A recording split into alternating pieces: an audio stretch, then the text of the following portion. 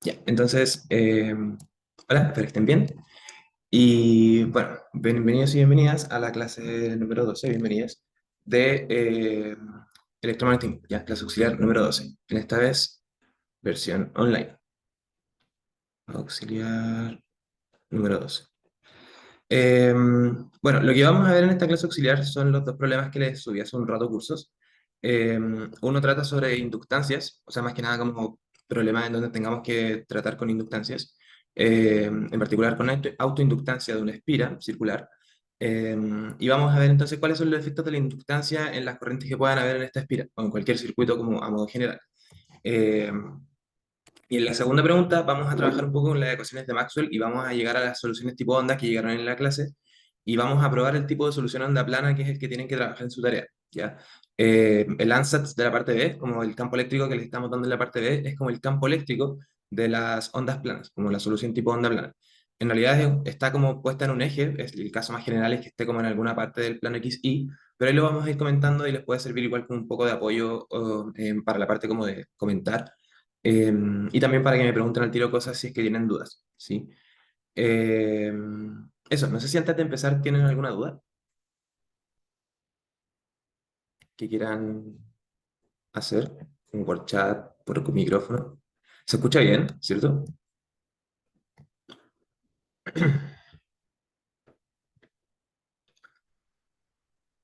Ya, perfecto. Muchas gracias, Enzo. Eh, ya, bueno, y voy a estar sin cámara porque el internet no estaba muy bien en el lugar donde estoy ahora, al menos ayer cuando intenté hacer otra clase, pero si necesito explicar algo con las manos voy a prender la pantalla para, o sea, la cámara para poder hacerlo. Eh, ok, entonces vamos a partir con la pregunta uno. Sí, si nos vamos al enunciado.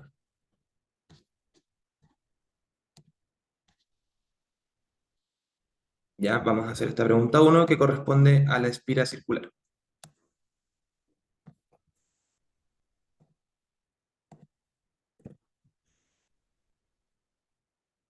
Ya, entonces lo que nos dicen es lo siguiente. Tenemos una espira circular que está rotando alrededor de alguno de sus ejes, ¿sí? O sea, alrededor de algún diámetro, algún eje que pasa como por uno de sus diámetros, con una rapidez angular omega constante en presencia de un campo magnético de intensidad B, donde el campo magnético es perpendicular al eje de rotación. Entonces, por ejemplo, si tenemos la espira, que aquí está vista como de lado, y la hacemos rotar con respecto al diámetro, en este caso vertical, con respecto a nuestro punto de referencia, entonces lo que tenemos es un campo magnético de intensidad constante y uniforme, ¿ya? Que va a estar atravesando a esa espira, ¿ya? Sin embargo, la espira va a estar rotando. Por lo tanto, el flujo de campo magnético, que es lo que podemos intuir ahora que va a estar cambiando, va a hacer que se induzca una corriente en la espira, por el hecho de que vamos a tener un flujo que cambia en el tiempo y eso induce una FEM, una fuerza electromotriz. Eh, Perfecto, entonces nos dice, si la espira tiene una resistencia R y una inductancia propia L, determine la intensidad de la corriente I sub E que circula por la bobina, perdón, por la bobina, por la espira, ahí me equivoqué, en el régimen estacionario, es decir, después de que pasan todos los transientes. Ahí vamos a explicar cuando lleguemos a la solución general, a qué hace referencia esto de la solución estacionaria, como de llegar al régimen estacionario. Pero eso es para cuando ya resolvamos toda la ecuación diferencial que nos va a aparecer. Por ahora, dediquémonos como a ver las partes de electromagnetismo que involucran este problema. Eh, Perfecto. Entonces, ok, tenemos la imagen acá, tenemos como el sistema que estamos trabajando, y lo que tenemos que entender es lo siguiente, como queremos estudiar, o más que nada, como nos están dando la resistencia de la espira y nos están dando la inductancia propia de la espira, significa que la espira en sí va a participar como el circuito en el que tengo que encontrar esta corriente, que es lo que dicen también explícitamente. Entonces, físicamente tengo que entender cómo se está induciendo una corriente en esta espira. ¿Ya? La corriente se está induciendo a través de inducción electromagnética, a través de lo que es esta ley de Faraday, ¿ya? La cual nos dice que en cierto circuito, con algún radio, perdón, con algún área, a través del cual atraviesa un campo magnético, se va a inducir una FEM, una fuerza electromotriz, epsilon, ¿ya? Que creo que mejor voy a ocupar un epsilon como con una colita, no me sale el chi para nada, pero vamos a tener una fuerza electromotriz que va a ser proporcional a la variación del flujo de campo magnético a través del circuito, a través de la espira en este caso, o de sea cual sea la forma que tenga nuestro circuito con los alambres que lo armemos. Y entonces esto va a ser igual a menos la derivada del flujo magnético a través del circuito con respecto al tiempo. ¿Ya? Entonces, de nuevo, esto de acá es el flujo de campo magnético que atraviesa a nuestro circuito. ¿Ok? Donde ese flujo lo podemos definir del modo más general posible como una integral en una superficie, que en este caso tiene que ser cerrada para que podamos entonces tener ciertos límites a través de los cuales definir esta área, ¿sí? De el campo magnético, producto punto, el diferencial de superficie por el cual están atravesando las líneas de campo magnético. Recuerden que el cálculo del flujo es como lo que hacíamos para la ley de Gauss en el caso del campo eléctrico. La ley de Gauss trabaja con el flujo, solo que no le dijimos nunca flujo, sino que lo trabajamos como en forma integral. Pero es exactamente esa definición. Y que para los casos de un campo magnético uniforme, eso lo podemos escribir simplemente como la intensidad del campo por el área efectiva que está atravesando este campo en sí. Ya, le voy a poner área efectiva. Que más que nada hace referencia como al área por el cual están pasando de forma perpendicular las líneas de campo magnético. ¿Ya? Queremos como esa proyección. Recuerden que queremos como la proyección perpendicular para poder contar el flujo o las líneas que están pasando. Perfecto. Y entonces si lo vemos de esta forma, o lo vemos de esta forma, existen dos maneras de que este flujo varíe en el tiempo. ¿Ya? Podemos hacer que el campo magnético varíe en el tiempo, o podemos hacer que el área efectiva varíe en el tiempo. ¿Ya? O ambas cosas. Con cualquiera de las dos, o con las dos al mismo tiempo, vamos a tener una variación del flujo de campo magnético que va a hacer que exista una FEM inducida, y que por lo tanto va a inducir corrientes y todas las cosas que podamos tener en los circuitos. ¿Sí? Por lo tanto, tenemos que entender en este caso cómo se está induciendo esa FEM, si se está induciendo a través de un cambio de campo magnético o si se está induciendo a través de un cambio en el área. Bueno, claramente como nos dicen que la intensidad del campo magnético es uniforme y es constante, ya eso es un dato del problema, solo que no lo escribí de forma explícita, pero el campo magnético en este caso es constante y es uniforme, entonces lo único que puede cambiar es el área. Y claramente el área efectiva que está atravesando este campo magnético va a ir cambiando a lo largo del tiempo. ¿Ya? Por ejemplo, vamos a tomar este sistema. ¿Ok? Y lo vamos a mirar como en la proyección desde el lado, lo vamos a mirar como desde arriba. Y entonces, por ejemplo, existen varias formas en las que puede estar este anillo, esta espira, con respecto al campo magnético. Ya voy a dibujar tres situaciones distintas. Vamos a tener el campo magnético representado así, y lo que vamos a representar va a ser como el perfil de la espira, así como eh, la proyección en un plano que va también paralelo al campo magnético. Y entonces, por ejemplo, en el caso en que la espira no está rotada, lo que vamos a ver en sí, perdón, en el caso inicial puede ser, podemos tener el caso en el que la espira está justo de frente al campo magnético, como justo de forma perpendicular, y por lo tanto, toda el área está siendo atravesada por líneas de campo. Eso mejor lo voy a dibujar con otro color. Y toda el área, pues, entonces, está siendo atravesada por líneas de campo magnético. Podemos tener otra situación en la que, por ejemplo, la espira ahora es paralela al campo magnético. Y en ese caso no vamos a tener ningún flujo. ¿Ya? Entonces, intuitivamente ya sabemos que el hecho de que la espira rote hace que cambie el área efectiva. Tenemos una situación en la que el área efectiva es el área máxima de la espira, ¿ya? Y tenemos otra situación en la que el área efectiva es cero, ¿ya? Porque la espira está paralela, perdón, a las líneas de campo. ¿Sí? Ah, perdón. Sí, sí, está bien. Estoy viéndolo como desde acá arriba. Es como si mi ojo estuviese como así. ¿Ya? Por si acaso. Por eso estoy viendo como una sola línea como proyección. Eh, y entonces, el caso más general posible es el siguiente, en el que la espira está inclinada en cierto ángulo con respecto a las líneas de campo. ¿Ya? Y si tomamos en cuenta que el caso inicial era este, ya si tomamos en cuenta que en t igual 0, la espira parte de tal forma que es perpendicular a las líneas de campo, entonces este ángulo que está formando la espira es omega por t, porque la velocidad angular es constante. ¿Sí? ¿Están de acuerdo?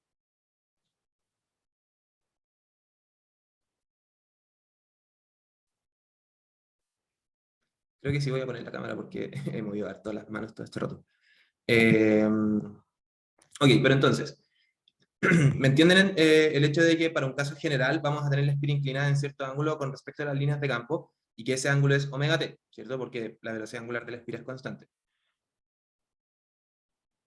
Claramente la espira está rotando con respecto al centro, pero si muevo todo esto hacia allá, lo del ángulo se sigue cumpliendo. Como si muevo todo esto a una línea que se proyecta desde el centro, creo que lo puse bien, seguimos teniendo exactamente el mismo ángulo, porque son líneas paralelas. ¿Ya? Eh, perfecto. Y entonces, si el área total de la espira, que es pi por a cuadrado, no le había puesto el radio, lo siento, pero el radio de la espira es a. Entonces, si tenemos el área de la espira total, que es pi por a cuadrado, entonces el área efectiva, que en este caso está atravesándose por líneas de campo, es la proyección de esa área total con ese ángulo, porque ese ángulo omega t se repite de nuevo en esta parte de acá. Y por lo tanto, eso nos dice que para el caso más general posible, para el caso en donde tenemos un ángulo omega t entre entre la línea perpendicular del campo magnético y la espira, lo que vamos a tener es que el área efectiva, que está atravesando con líneas de campo magnético de esta espira, va a ser igual a pi por a cuadrado, que esa es el área total, y la componente que está adyacente al ángulo omega t, es decir, esto va a ser por coseno de omega t.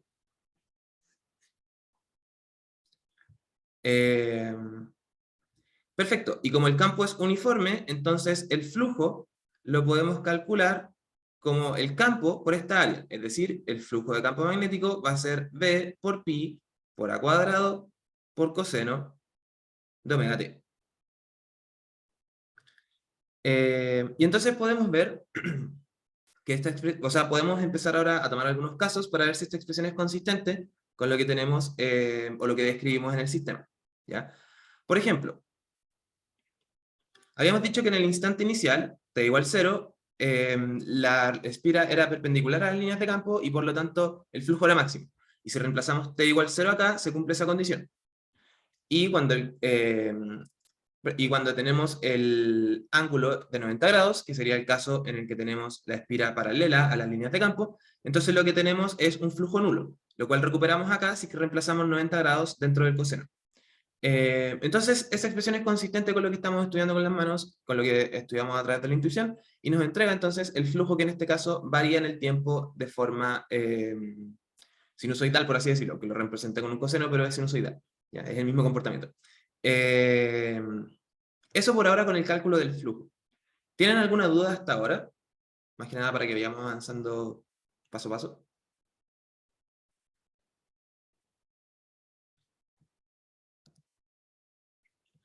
Porque estamos proyectando esta área negra, que básicamente vista de arriba es como una línea, así que es conveniente esta proyección, en este plano de acá, porque queremos el plano perpendicular a las líneas de campo. ¿Ya? Y entonces ese es el ángulo, esa es la proyección adyacente al ángulo omega t. ¿Ya? Si no ves por qué el ángulo omega t se repite ahí, recuerda que cuando tienes como, perdón, las puntas de una Z, de una misma letra Z, tienen el mismo ángulo. Entonces, si este ángulo es omega t, este ángulo de acá también tiene que ser omega t. ¿Sí? ¿Ahí queda un poco más claro?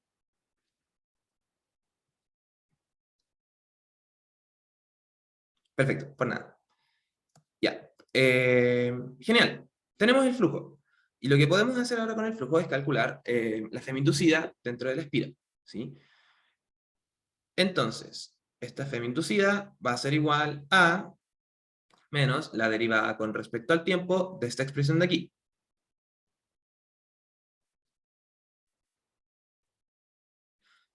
De toda esa expresión, lo único que depende del tiempo es el coseno. Y como tenemos una constante multiplicando a la variable dentro del coseno, tenemos que utilizar regla de la cadena. Por regla de la cadena, entonces, esto va a ser igual a la derivada del coseno, que es menos seno, por la derivada de lo que está dentro del coseno, que en este caso sería la derivada de omega por t, que nos entrega un factor omega. Y por lo tanto, la femi-inducida en el circuito va a ser igual a b por pi por a cuadrado por omega por seno de omega t.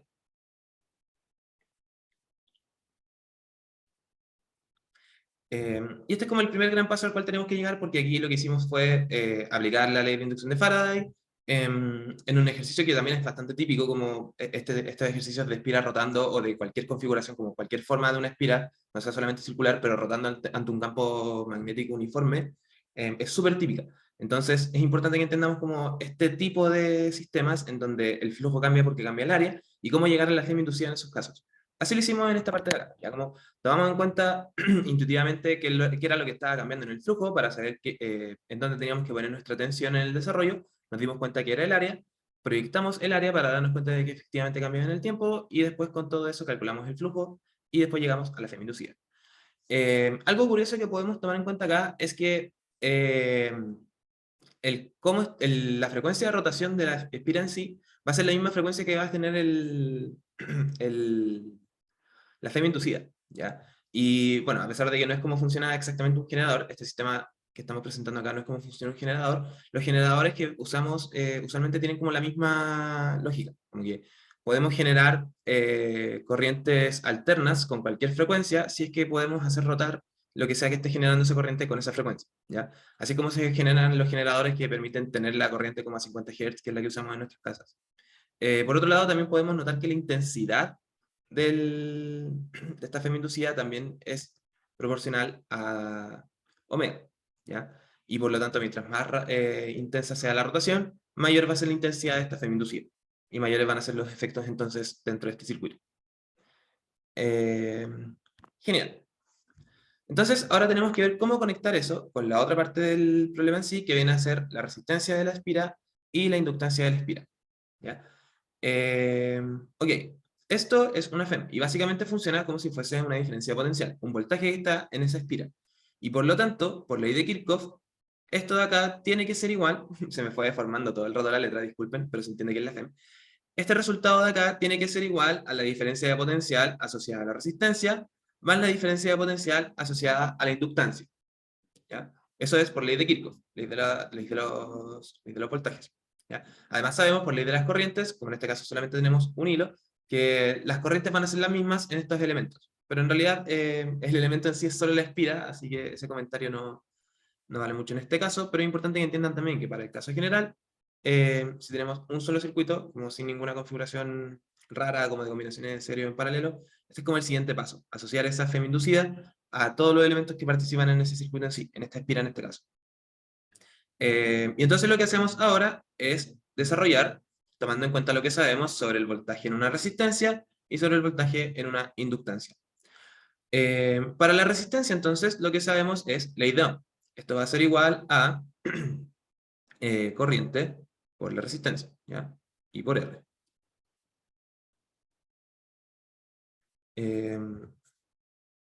Ok, y para el voltaje en la inductancia, recordemos que esto es proporcional a los cambios de corriente en la inductancia en sí. Por lo tanto, esto va a ser igual a la autoinductancia, el valor de esta autoinductancia, que en este caso dijimos que era L, por la derivada de esta corriente con respecto al tiempo.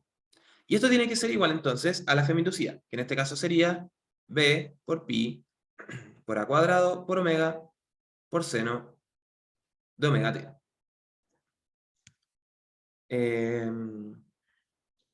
Ok. En el siguiente paso, que va a ser en la siguiente página, vamos a desarrollar esto un poquito más para dejar la ecuación diferencial ordenada de una forma más conveniente o más cómoda. Eso. Como comentario, para que sepan los resultados que pueden ir encontrando en los ejercicios con respecto a este tema, cada vez que, bueno, igual pasaron el curso de método de experimentalidad, así que ya saben que si es que estamos con combinaciones de resistencias con inductancias, o capacitancias con inductancias, o las tres juntas, o capacitancia con resistencia, etcétera, aparecen ecuaciones diferenciales para las cantidades asociadas a los circuitos, como la corriente, la carga, y esas cosas que están asociadas además a la diferencia de potencial, ¿ya? Entonces, en este tipo de ejercicios, y sobre todo con la inductancia, nos vamos a encontrar con ecuaciones diferenciales. Así que es súper importante que repasemos cómo resolver alguna de las ecuaciones diferenciales más simples que tenemos, como por ejemplo en este caso, una ecuación lineal, pero no homogénea, ¿ya? La ecuación lineal de primer orden, pero no homogénea.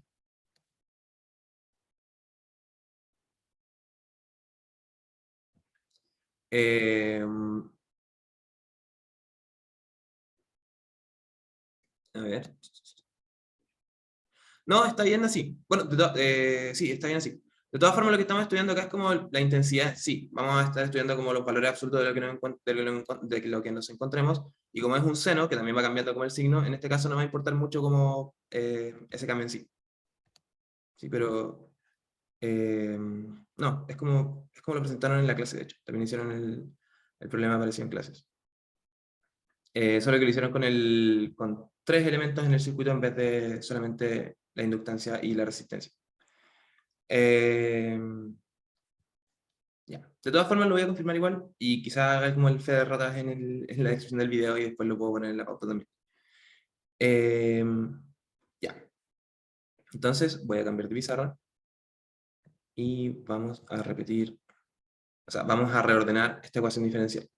Ya. Lo que vamos a hacer entonces es lo siguiente. Eh, vamos a dividir por la inductancia en todos lados y vamos a poner primero la derivada en sí. Y entonces lo que vamos a tener acá es que la derivada de la corriente con respecto al tiempo más la resistencia dividida en la inductancia por la corriente es igual a la intensidad del campo magnético por pi por el radio de la espiral cuadrado por la rapidez angular por el seno de omega por t. Perfecto.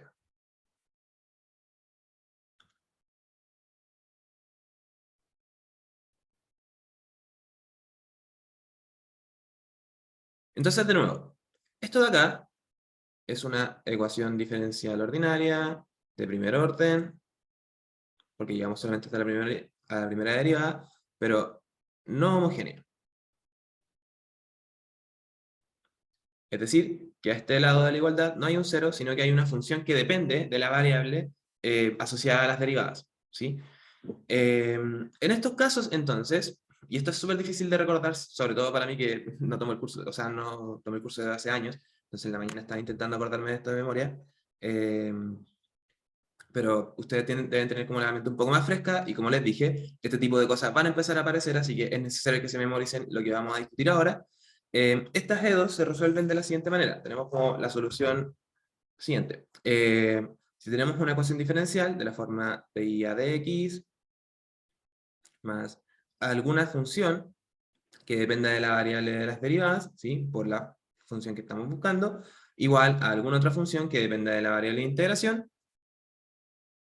Entonces, bueno, a través de algunas técnicas como completarle con el factor de integración y ese tipo de cosas, vamos a llegar a la conclusión de que la solución a esta ecuación diferencial, para el caso más general posible, va a ser igual a una constante más la integral de la función q, acá le voy a poner un x' para que entendamos que no es la misma x que nos va a salir al final, ¿ya? Por la exponencial de la integral de p de x asterisco, de nuevo, para no confundirnos, por dx asterisco, que es la variable asociada a esa integral, después dx', que es la variable asociada a esa integral, y esto multiplicado por la exponencial de menos la integral de p de x' de x'. ¿Ok? Esa entonces es la solución general a la de primer orden no homogénea. ¿Ok? Y por lo tanto, lo único que tenemos que hacer es identificar cuál es esta función de acá, cuál es esta función de aquí, calcular las integrales asociadas a esas funciones y después reemplazar en la solución en sí. ¿Ya? De nuevo, este tipo de ecuaciones diferenciales lo más seguro es que aparezcan en los ejercicios que tengan que enfrentar en este contexto, en esta parte del curso. ¿Ya? Por lo tanto, es importante que recuerden este tipo de soluciones de su curso de ecuaciones diferenciales. ¿Ya? Sé que es difícil, yo no me logré acordar al final después de pensarlo como 20 minutos, eh, pero por eso mismo les digo que es importante que lo retomemos y lo tengamos en nuestra memoria. Ok, entonces en este caso, volviendo al caso que tenemos desde el punto de vista físico, tenemos que la variable de x es la variable temporal, y por lo tanto lo que tenemos que identificar es la función p de t y la función q de t. La función p de t es simplemente r partido en l, una constante, y por lo tanto la integral de p de t prima por dt prima es lo mismo que la integral de r partido en l a dt prima, y esto es lo mismo que r partido en l, y aquí voy a poner t porque es la variable que quiero afuera de la integral. Por otro lado, la función q de t es igual a b por pi. Ah, disculpen, acá me faltó un partido en L. Muchas gracias si es que alguien me lo dijo en el chat o algo así. Porque habíamos dividido en L toda la expresión, recuerden. Ya, y entonces aquí me queda b por pi, por a cuadrado, por omega, partido en L, por seno de omega t. ¿Ok? Y entonces para esta parte tengo que hacer una integración un poco más con cuidado. ¿Ya? Bueno, acá voy a desactivar la cámara en realidad para que no estorbe tanto esa cosita, porque son solo cálculos matemáticos asociados a estas integrales. Perfecto, entonces, lo que vamos a calcular es esta parte de aquí, ¿sí? A la cual vamos a llamar int, como de integral. ¿Okay? Entonces, esto va a ser igual a la integral de b por pi por a cuadrado por omega partido en L por seno de omega por t, ¿ya? Y multiplicado por esta integral de acá, que ya la calculamos. ¿Ya? O sea, calculamos la integral, entonces ahora tenemos que poner la exponencial, perdón, de esta integral. Bueno, como vamos a integrar harto acá, voy a seguir haciéndolo solamente con t, no con t', pero ustedes saben que el t de la integral y el t que va a salir afuera son distintos. Lo voy a anotar iguales, pero eso, rigurosamente, matemáticamente son distintos. Ya, entonces ahora tenemos que realizar esta integral. Para que, o sea, para que lo guarden en su memoria, siempre que tengamos como integrales que involucren alguna función trigonométrica como seno o coseno, con alguna exponencial, vamos a tener que resolver esto de forma cíclica. ¿Ya? Es decir, vamos a tener que integrar por partes un par de veces hasta que recuperemos la misma integral a ambos lados de la igualdad y después la despejemos de forma algebraica. ¿Ya? Entonces, lo que vamos a hacer acá es nuestra primera integración por partes. Vamos a decir que u, en este caso, es la exponencial, y por lo tanto du va a ser igual a r partido en L por la exponencial de r partido en L por t por dt. Por otro lado, vamos a decir que db es la otra parte de la integral. Vamos a sacar las constantes, así que esas no las vamos a tomar en cuenta. Por lo tanto, aquí vamos a decir que esto es seno de omega t por dt, y por lo tanto, b va a ser igual a menos 1 partido por omega por coseno de omega t. Y entonces con esta primera integración por partes, donde recuerden, estas constantes las sacamos, vamos a tener que la integral es igual a estas constantes que sacamos. Y ahora esto lo tenemos que resolver integrando por partes. Entonces, el primer resultado de la integración por partes es u por b, entonces aquí nos queda menos 1 partido por omega, por coseno de omega t, por la exponencial de r partido en l, por t, ¿ya? Menos la integral de b por du. En este caso entonces nos va a quedar menos por menos más r partido omega l, ya porque se juntan esas constantes con el signo negativo. Y luego vamos a tener entonces la integral de coseno de omega t por la exponencial de r partido en l por t por dt. Y entonces para recuperar la misma integral que teníamos arriba, ahora esto lo integramos por partes. Ok, y entonces para esa integración por partes lo que vamos a decir de nuevo es que u es igual a la exponencial, y entonces vamos a tener exactamente lo mismo de arriba.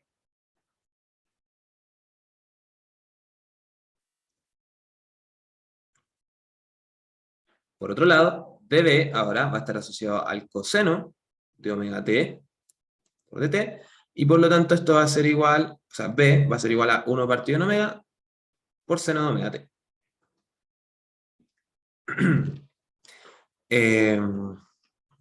Perfecto. Entonces, multiplicando estas constantes para poder sacar los corchetes anteriores, vamos a tener que la integral es igual a menos b por pi por a cuadrado. Hay una omega que se cancela con el denominador, así que queda con L coseno de omega t exponencial de r partido en L por t, ¿ya? Más, en esta parte vamos a tener entonces, también se cancela una omega, nos queda b por pi por a cuadrado por r partido en L al cuadrado, ¿ya? Y esta constante de acá va a quedar multiplicada por el resultado de la integración por partes. Entonces, esto va a ser igual a u por b, de nuevo, 1 partido en omega seno de omega t por la exponencial de r partido en L por t, y luego, lo voy a anotar acá abajo, menos b por du, que en este caso nos va a quedar menos r partido en omega L, integral de seno de omega t por la exponencial de r partido en L por t a de t. Y entonces ahí recuperamos de nuevo la misma integral. Bueno, en realidad recuperamos algo parecido porque recuerden que tenemos que juntar las constantes con la integral para poder llegar al mismo resultado. Ya recuerden que originalmente esta integral involucraba las constantes. Ok, pero eso lo vamos a hacer en la siguiente pizarra, en unos segundos más, para que alcancen a anotar antes del cambio de pizarra.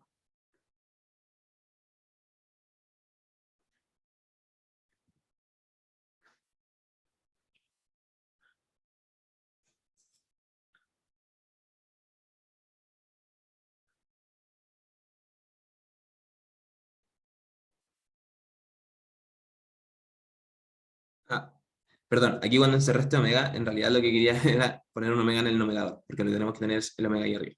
Pero ahí lo vamos a arreglar en la siguiente página. ¿Alguien requiere un poco más de tiempo para anotar?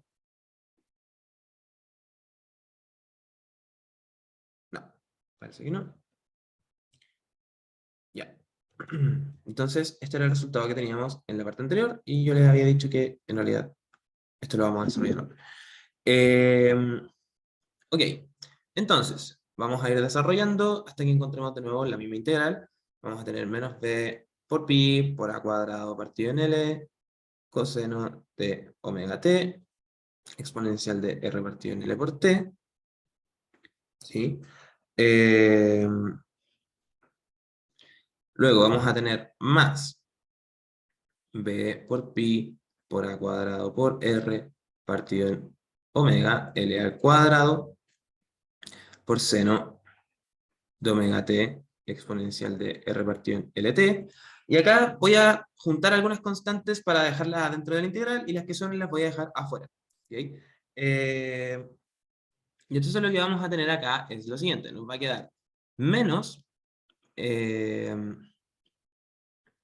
tenemos este RL omega, voy a multiplicar por un omega arriba y abajo, entonces me va a quedar R cuadrado partido en omega cuadrado L cuadrado, ¿sí? Estoy viendo si esto está bien, porque esto no me salía hace un rato. Espérenme, quiero ver si es que hay algún error de rastreo o algo así.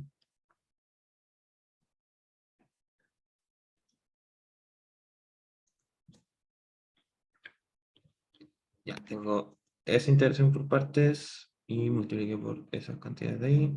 No, sí, está todo bien. Bueno.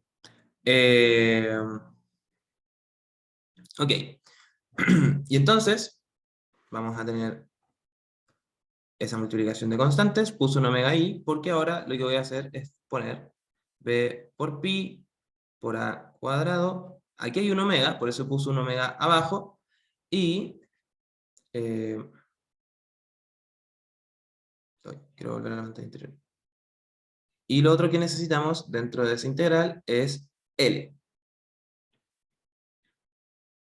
B por pi por A cuadrado por omega. Entonces, partido en L, y sacamos un L de acá.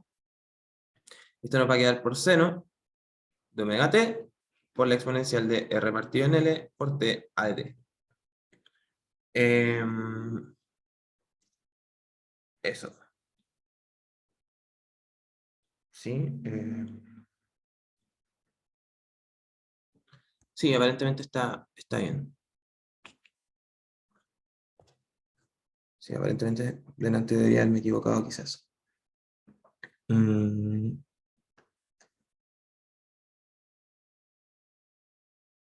sí, delante me equivoqué. No, está bien, hasta ahora está bien. Además nadie me ha detectado un error, así que estamos bastante bien. Ya. Entonces, de nuevo, ahora identificamos esto de acá como int. Sí, esa es la gracia, como ese es el espíritu de integrar de forma cíclica. Eh, y entonces, lo que vamos a tener es lo siguiente. 1 más r cuadrado partido en omega cuadrado L. Eh, no, sí, hay algo extraño. Ya, esta parte me hace darme cuenta de que hay algo extraño. Déjenme revisar mis apuntes. Y es por el análisis dimensional. La inductancia tiene unidades de eh, ohms por segundo y por lo tanto deberíamos tener como solamente una resistencia acá y una velocidad angular aquí. Entonces, hay algo extraño. Discúlpenme.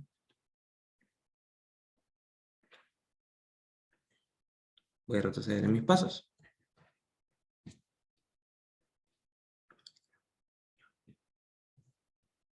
Ok. Aquí fue donde me...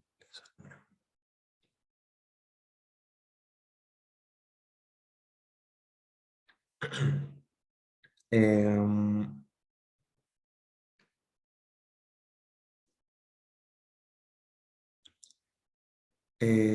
¿Dónde está esto?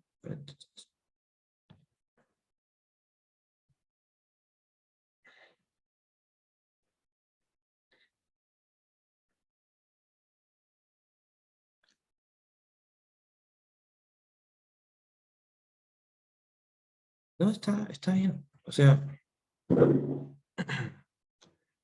mm,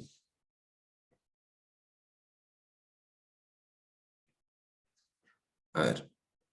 No, está bien. Aparentemente está. Sí, aparentemente está bien. Sí, fue delante que me salté un paso. Lo siento. O sea, delante fue que me salté unas constantes. Que esto está acá. Eh,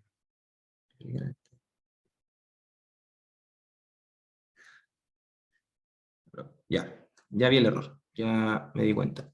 Aquí puse constantes de más. Este R de acá está de más. Eh,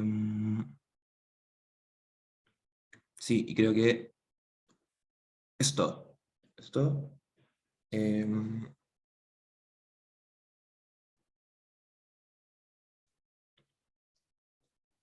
y había cancelado un omega que no debería cancelar. Que está. eh, sí, no. Y me falta un omega por acá. Sí. Ya, déjenme reanotar esto, disculpen. Ya, más que nada para que no nos terminemos confundiendo más de la cuenta. Disculpen mucho.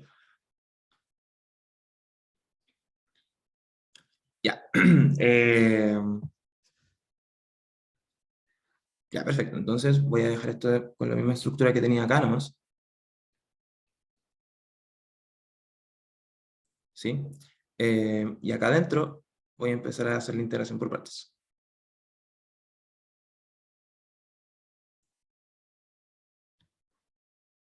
Ya, entonces acá me queda más R partido en omega L, y aquí abro una llave, y acá voy a tener U por B,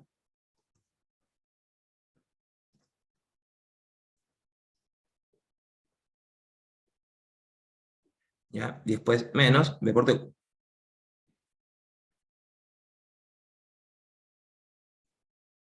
Mm,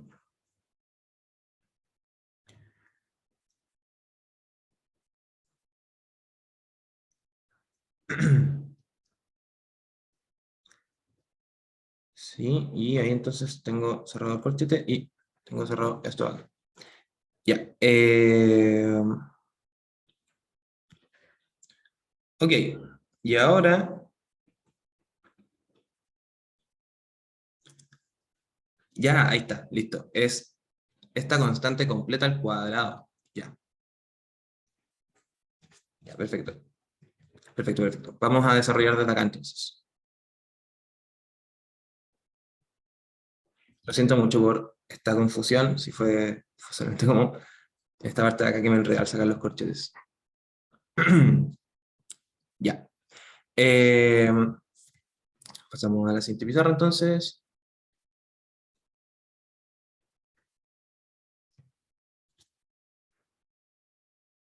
Y pegamos el resultado que llevamos hasta acá.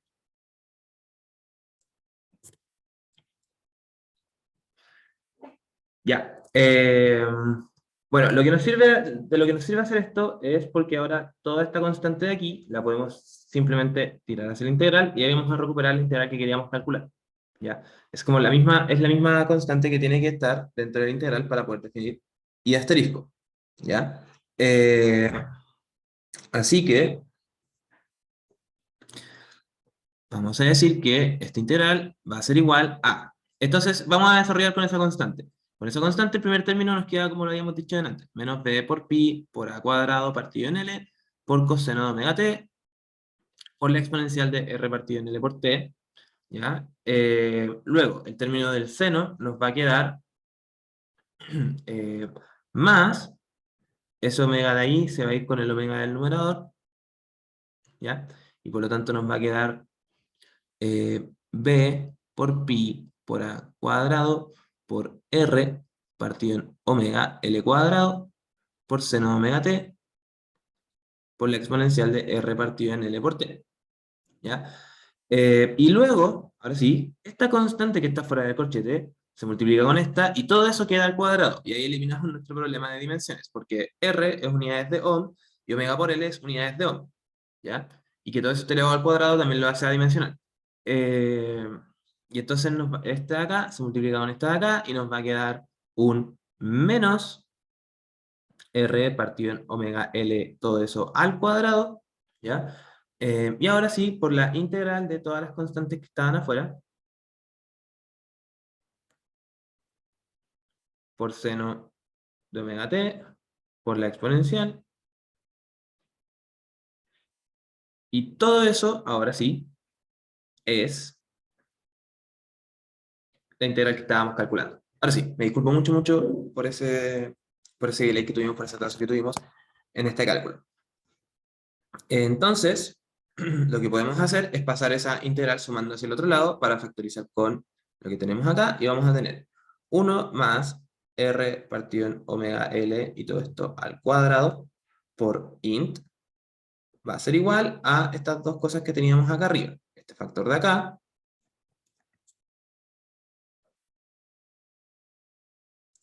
más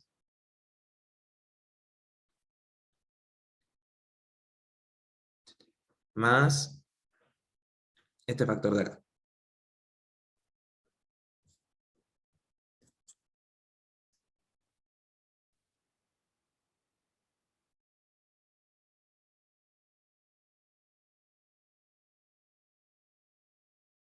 Ok.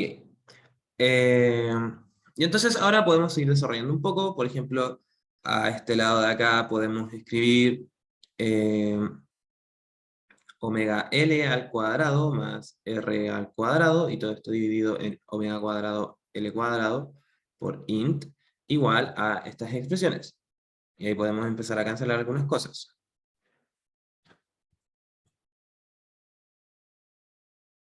¿Ya? Por ejemplo, podemos cancelar una de las inductancias en todos los términos, ¿sí? Y después simplemente pasar multiplicando y dividiendo, y con eso llegar a la integral que queríamos calcular delante. ¿Ya? Y con esta integral calcular finalmente el resultado que queremos. Eh, y entonces esta integral nos va a quedar menos, acá vamos a tener b por pi por a cuadrado por l por omega cuadrado, y todo esto dividido en omega cuadrado l cuadrado más R al cuadrado.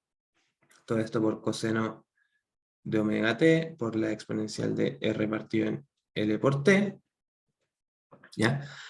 Más, y acá después vamos a tener, se cancela 1 omega, se cancela el otro L, y nos queda B por pi por A cuadrado por R por omega, partido en omega por L, perdón, omega cuadrado L cuadrado, más R cuadrado, y todo eso por seno de omega t, por la exponencial de R partido en L por T. Y entonces, con eso tenemos la integral que teníamos que calcular dentro de esta expresión. ¿Ya? Y como ya tenemos esta integral de acá, ya sabemos cuánto vale ese exponente, y con todo eso, básicamente ya tenemos el resultado de nuestra ecuación diferencial. Entonces, volvamos a esto de aquí. Según lo que calculamos en el contexto de nuestro problema, esto de aquí es int, y esto de acá es R partido en L por T. ¿Ya? Y por lo tanto, estamos a un paso reemplazando para poder llegar a la solución de la corriente a lo largo del tiempo. ¿Ya? Y entonces, de esa forma, la corriente a través de la espira, para todo instante de tiempo, aunque hacer una aproximación, va a ser igual a, voy a desarrollar el tiro, alguna constante por la exponencial de menos RL, o sea, R partido en L por T. Entonces, alguna constante por la exponencial de menos R partido en L por T, ¿ya?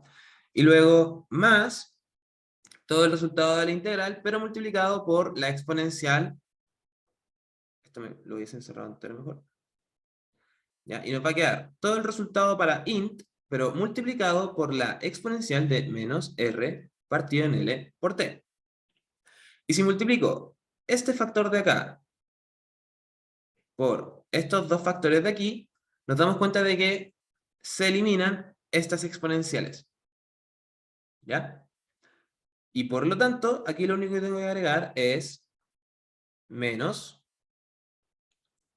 b pi a cuadrado L omega cuadrado partido en omega cuadrado L cuadrado más R cuadrado, y eso por coseno de omega t, y luego más b por pi por a cuadrado por R por omega, partido en omega cuadrado L cuadrado más R al cuadrado por seno de omega t, y ese sería entonces el resultado para la corriente para todo instante de tiempo.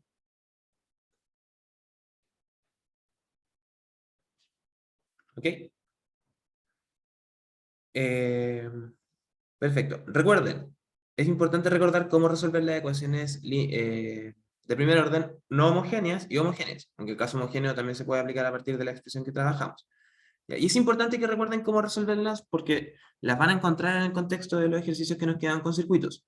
¿Ya? Cuando involucremos inductancias con resistencias o inductancias con capacitancias o las tres juntas, se van a encontrar con ecuaciones diferenciales que van a tener que resolver con técnicas que aprendieron en el curso de ecuaciones diferenciales. Una de ellas, en el caso de que la ecuación salga como lineal, de primer orden y no homogénea, es lo que acabamos de aplicar. ¿Ya? Y eso nos lleva al resultado para todo instante de tiempo de esta ecuación diferencial.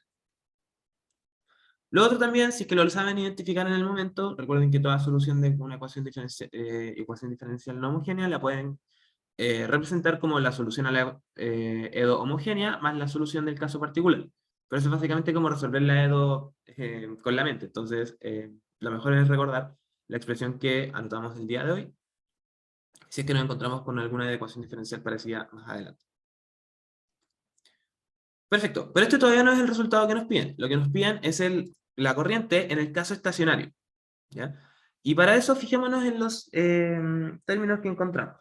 Nos dicen que el término estacionario, o sea, el régimen estacionario hace referencia a cuando han pasado todos los transientes, es decir, cuando ya ha pasado cierto instante de tiempo en donde eh, la naturaleza para decaer de nuestro sistema ya se frena, ya como que nuestro sistema se acomoda en cierto valor de la corriente y alrededor de este empieza a oscilar con el seno y con el coseno, ¿ya? Entonces lo que tenemos que tomar en cuenta cuando nos dicen que eliminemos los transientes de nuestras soluciones es que eliminemos las exponenciales que se van a cero, ¿ya? Bueno, y sabemos experimentalmente, por ejemplo, de su curso de métodos experimentales, si es que lo hicieron presencialmente, y sabemos en teoría también que la función exponencial con un exponente negativo decae muy rápido, muy rápido. De tal forma entonces que si esperamos cierto instante de tiempo, muy corto, la corriente va a dejar de mostrar esta dinámica y solamente se va a quedar con estos términos de acá, como con estos términos efectivos. Bueno, y tomando en cuenta el signo negativo porque se le pertenece al coseno. Y entonces, eliminar el régimen transiente implica decir que esto es igual a cero, y con eso entonces lo que tenemos es la corriente en el régimen estacionario. Y entonces la corriente en el régimen estacionario, es decir, después de que dejamos que todas las exponenciales con exponente negativo converjan, va a ser igual a, y aquí voy a factorizar más que nada para escribirlo de forma un poco más simple, b por pi por a cuadrado por omega, y todo esto partido en omega cuadrado, L cuadrado más R cuadrado, y todo esto por eh, R, seno de omega t, menos, y acá falta L por omega, coseno de omega t.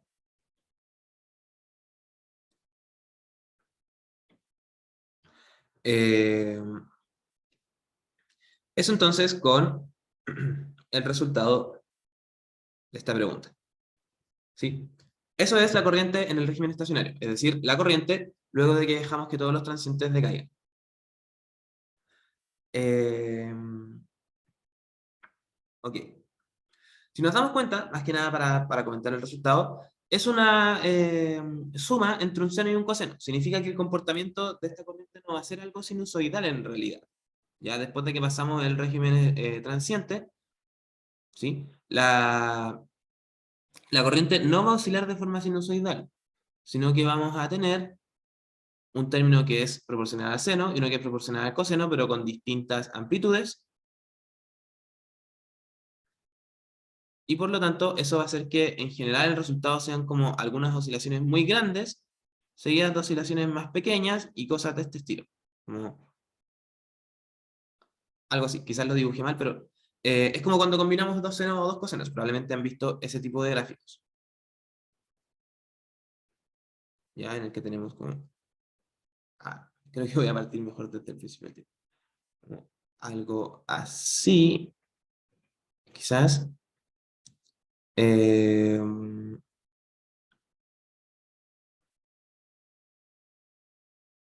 Algo como de este estilo. ¿Ya? Un poco más centrado, etcétera, ¿ya? Pero la idea es entender eso, como vamos a tener una oscilación que no es sinusoidal completamente, tenemos como compensación entre algunas partes, porque hay interferencia, pero sí es armónica, ¿ya? Las oscilaciones siguen siendo con la misma frecuencia que la frecuencia con la cual estamos rotando la espiral, solo que ya no van a ser sinusoidales, pero aún así puedo identificar como una cierta frecuencia en la que se va repitiendo los ciclos y que está asociada a esta frecuencia omega t, o sea, perdón, a esta frecuencia omega, a esta velocidad angular. Eh, la intensidad de esta corriente, de nuevo, también depende de la frecuencia, sin embargo, ahora la dependencia es distinta, y eso es porque... eh, perdón, no, me refería como con el resultado con respecto también del flujo. Aquí, muy parecido al flujo, la intensidad de la corriente también depende de la frecuencia, pero depende de una forma distinta a como dependía, por ejemplo, la intensidad de la FEM o ese tipo de cosas. ¿Ya? Porque aquí hay un omega cuadrado. ¿Sí o no? Bueno, ahí hay un omega cuadrado, antes de que lo borrar, que hace que la dependencia sea distinta. Y eso entonces con respecto a la primera pregunta. ¿Sí? ¿Tienen alguna duda con respecto a lo que vimos acá?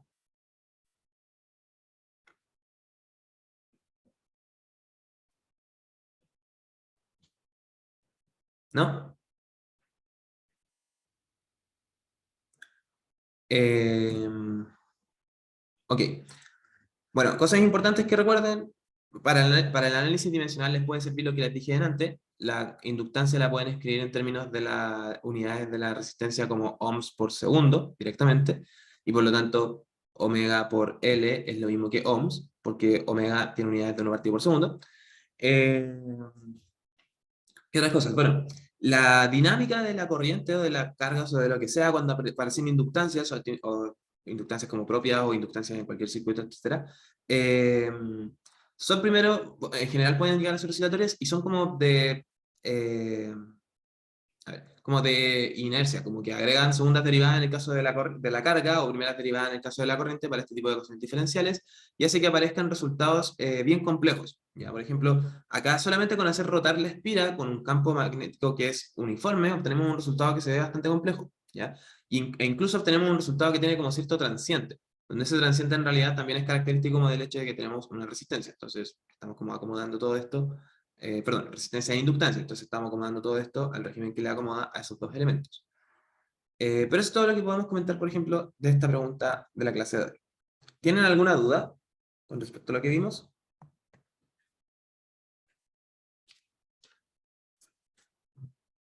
No, parece que no.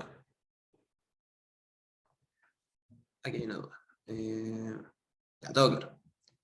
Ya, entonces voy a copiar la pregunta 2 y voy a esperar unos segundos para que puedan anotar lo que les falta.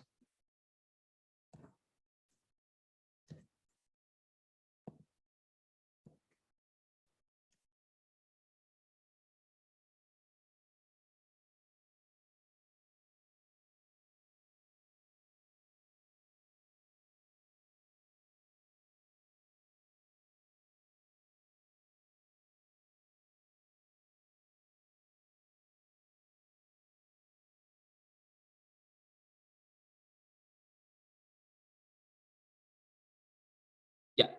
Eh, entonces, ahora vamos a pasar a la segunda pregunta, ¿sí?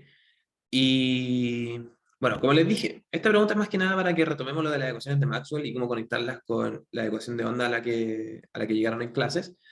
Y también para que puedan aprovechar de hacerme algunas preguntas que tienen dudas con respecto a la teoría numérica. ¿Ya? Ahí vamos a comentar, por ejemplo, qué es una onda plana, cuál es la solución tipo de onda plana a la que deberían llegar, ese tipo de cosas, y qué es lo que tienen que representar como gráficamente. Al final es como una onda viajera. ¿Ya? Entonces nos dicen, a partir de las ecuaciones de Maxwell en el vacío, mostrar que existen soluciones tipo onda para los campos E y B. Ya, eso lo hicieron en clase, lo vamos a repetir y va a ser relativamente sencillo. Va a ser un resumen como del compilado de las ecuaciones de Maxwell, más que nada.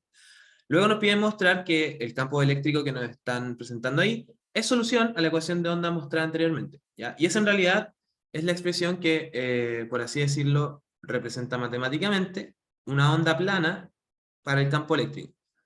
¿Sí? Recuerden que son dos campos, así que el campo magnético también tiene la forma de una onda plana, solo que tienen que ver en qué dirección está esa onda plana, ¿ya? En qué dirección está ese campo. Ya, bueno, y nos dicen después que encontramos una relación entre K y omega en función de epsilon 0 y mu sub 0, que van a aparecer a través de la ecuación de onda gracias a que están conectados con la velocidad de la luz, ¿ya? Luego nos dicen, suponga que una onda, como la de la parte anterior, entra a un medio dieléctrico sin cargas ni corrientes libres, pero donde se tiene que la permitividad eléctrica varía en el espacio. Es decir, vamos a tener un epsilon que depende de donde estemos parados. No va a ser ahora homogéneo, ¿ya? No va a ser uniforme, va a depender de dónde estemos. Va a seguir siendo, o sea, perdón, eso como de lineal isótropo uniforme, o sea, perdón, y homogéneo se rompe, ¿ya? Y nos preguntan si es posible en ese caso llegar a una ecuación de ondas o a algo parecido. ¿Ya? Y en la parte D nos dicen a partir del resultado anterior discutir qué ocurre si la permitividad solo varía en la dirección de propagación de la onda. Aquí es lo que podríamos hacer en ese caso. Eh, ya, entonces, para la parte A vamos a hacer el mismo cálculo que hicieron en clases, pero de nuevo, esto es más que nada para resumir las ecuaciones de Maxwell en el vacío. Las ecuaciones de Maxwell en el vacío son cuatro ecuaciones escritas con operadores diferenciales y que han sido súper importantes a lo largo del curso. Las hemos usado bastante. Por ejemplo, tenemos la divergencia del campo eléctrico igual a cero, ¿ya? Y eso nos dice que en el vacío no hay cargas libres, como más que nada eso. Recuerden que estas son las ecuaciones de Maxwell en el vacío. Luego tenemos divergencia del campo magnético igual a 0, y eso nos dice más que nada que de nuevo no hay cargas magnéticas. Eso va a ser un poco más importante para cuando lo veamos en medios materiales también, porque en medios materiales esto se deja de cumplir, pero esto se sigue cumpliendo siempre, ¿ya? Porque no hay monopolos magnéticos, por lo tanto la divergencia del campo magnético igual a 0 se va a cumplir siempre, si estén en medios materiales o no. Luego, el rotor del campo eléctrico va a ser igual a la diferencia, perdón, la derivada del campo magnético con respecto al tiempo, ¿ya? De nuevo, cambios en el campo magnético o cambios en el flujo del campo magnético a través de alguna espira van a generar cambios en el campo eléctrico, ¿sí? O van a generar ciertas diferencias de potencial. Esto es la ley de Faraday, escrita en forma diferencial. Y por último, vamos a tener rotor de B igual a un sub 0 epsilon 0 por la derivada del campo eléctrico con respecto al tiempo. ¿Ya? Perfecto, entonces entendemos de estas ecuaciones que en el vacío no hay cargas libres, eso es lo que no hay cargas perdón, cargas libres de ninguna naturaleza, ni eléctricas ni magnéticas, eso es lo que nos dicen las ecuaciones de arriba, y que además campos eléctricos o campos magnéticos que varían en el tiempo generan campos eléctricos, perdón, campos magnéticos o eléctricos respectivamente, que también varían en el tiempo. ¿Ya? Y ahí está la clave para poder llegar a una ecuación de onda. Como tenemos una relación que involucra derivadas espaciales de un campo con derivadas temporales del otro, podemos cruzar esa información y combinarlas para poder llegar a una ecuación de onda donde se involucran ecuaciones de derivadas espaciales con derivadas temporales, ¿ya? Sin embargo, la ecuación de onda es para uno de estos dos campos, y por lo tanto, de alguna forma, tenemos que desacoplar estas ecuaciones. Tenemos como que, a partir de estas cuatro ecuaciones, llegar a una ecuación de onda que solo involucre al campo eléctrico y al campo magnético por separado, ¿ya? La forma de hacerlo es a través de algunas identidades vectoriales, de operadores vectoriales, perdón, y la primera que vamos a ocupar es la que nos dice que el rotor de un campo, ¿ya? O de un vector U en realidad, va a ser igual a el gradiente de la divergencia de ese vector menos el laplaciano de ese vector. ¿Ya? Donde, ojo, el laplaciano de los vectores se calcula de forma distinta matemáticamente. Eso es para que lo vean, busquen la expresión en internet o cosas así si es que la necesitan. Entonces, vamos a sacar ventaja de esta identidad vectorial, porque esta identidad vectorial nos permite, a través de términos que involucran algún rotor, obtener laplacianos, que son las cosas que aparecen en la ecuación de onda. Entonces, como queremos llegar a algún laplaciano, a alguna de las leyes de Maxwell que involucran rotores, apliquémosles nuevamente rotor. Y entonces, tomemos esta ecuación y le aplicamos nuevamente un rotor. Y entonces eso va a ser igual, solamente tomando la ecuación de Maxwell, a el rotor de menos la derivada del campo magnético con respecto al tiempo. Eh, bueno, las derivadas espaciales y las derivadas temporales al lado derecho de la igualdad pueden intercambiarse sin ningún problema. Eh, y entonces lo que vamos a tener es que el rotor del campo eléctrico nos va a quedar como menos la derivada con respecto al tiempo del rotor del campo magnético. Va, esto está mala anotación. Ahí sí.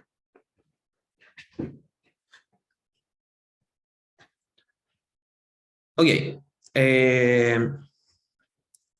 Esto de acá lo desarrollamos con ecuación de Maxwell. Ya sabemos que eso de ahí se reemplaza directamente. Y eso nos entrega además derivadas temporales del campo eléctrico.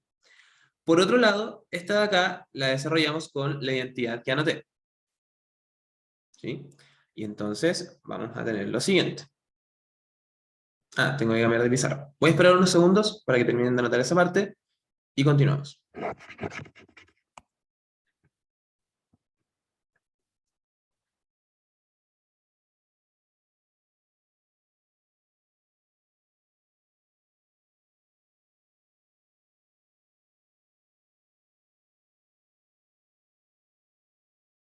Ya. Voy a cambiar de pizarra. Perfecto. Y entonces, lo que teníamos era, hasta ahora, rotor del rotor del campo eléctrico igual a menos la derivada con respecto al tiempo del rotor del campo magnético. Y entonces ahora reemplazamos a ambos lados lo que nos decía la identidad vectorial y la ecuación de Maxwell del campo magnético. Entonces, a este lado vamos a tener el gradiente de la divergencia del campo eléctrico, perdón, eh, menos el laplaciano del campo eléctrico, igual a, en este caso, menos la derivada con respecto al tiempo de... aquí me tiene que quedar ambos con el mismo signo. Entonces, aquí vamos a tener mu sub 0 por epsilon 0 por la derivada del campo eléctrico con respecto al tiempo.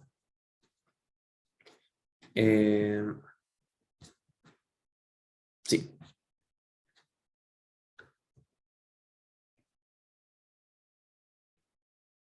Y entonces ahora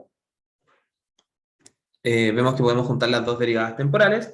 La otra ecuación de Maxwell nos dice que como estamos en el vacío, no hay cargas eléctricas y por lo tanto esto es cero. Y eso nos va a decir entonces que menos el laplaciano del campo eléctrico, menos el laplaciano del campo eléctrico, va a ser igual a menos mu sub 0 por epsilon 0 por la segunda derivada del campo eléctrico con respecto al tiempo. Y reordenando esto entonces, llegamos a la conclusión de que el laplaciano del campo eléctrico menos mu sub 0 por epsilon 0 por la segunda derivada del campo eléctrico con respecto al tiempo es 0. ¿Ya? Y eso es una ecuación de onda. Y de forma análoga, ustedes pueden encontrar la ecuación de onda con el campo magnético. ¿Ya? Es solamente hacer el rotor, pero ahora con la otra ley, aplicar el rotor al rotor del campo magnético, y después ir reemplazando las cosas que aparezcan, como la divergencia del campo magnético y ese tipo de cosas. Algo importante que tenemos que comentar es que esto de acá está asociado a la velocidad de la onda, porque eso de ahí tiene que ser igual a 1 partido en la rapidez de la onda al cuadrado, la rapidez de propagación. ¿Ya? Y entonces, en ese sentido, lo que sabemos es que esta velocidad de propagación va a ser igual a 1 partido en raíz cuadrada de mu sub 0 por epsilon 0. Y ahí en donde eso además, como lo pudieron ver en clases probablemente, calza con la velocidad de la luz, porque las ondas que estamos viendo acá son ondas electromagnéticas que hacen referencia al espectro, al espectro de la luz que, perdón, la luz como onda electromagnética. ¿Sí? Eh, Perfecto. Y eso más que nada con la parte A. Era algo que ustedes ya habían calculado en algún instante en clases y más que nada de nuevo era hacer un resumen de las ecuaciones de Maxwell y poder soltar un poco la mano con los cálculos que van a venir ahora. Y entonces, ahora en la parte B, nos piden demostrar que ese campo eléctrico que nos están dando ahí es solución a la ecuación de onda mostrada anteriormente. ¿Ya? Y entonces, esa ecuación de ahí va a representar una onda. ¿Sí? Si es que es solución. Recuerden que si es que ingresamos una función a una ecuación diferencial y la ecuación diferencial se cumple, como cumplimos idénticamente lo que está mostrándose ahí, entonces la solución soluciona la ecuación diferencial y por lo tanto va a tener la naturaleza del problema que estábamos estudiando. Y en este caso entonces esta solución va a corresponder como a una onda. Entonces vamos a tener un campo eléctrico que solo depende de la coordenada z y además depende del tiempo, y esto va a ser igual a alguna intensidad, ¿sí? Por el coseno de una constante k por z menos omega por t, ¿ya? Y todo esto va a estar en Itongo. Entonces, es súper importante que entendamos dos cosas. La dirección de propagación de la onda y el cómo está oscilando el campo eléctrico o el campo magnético son dos cosas completamente distintas, ¿ya? En este caso, la onda se está propagando en z.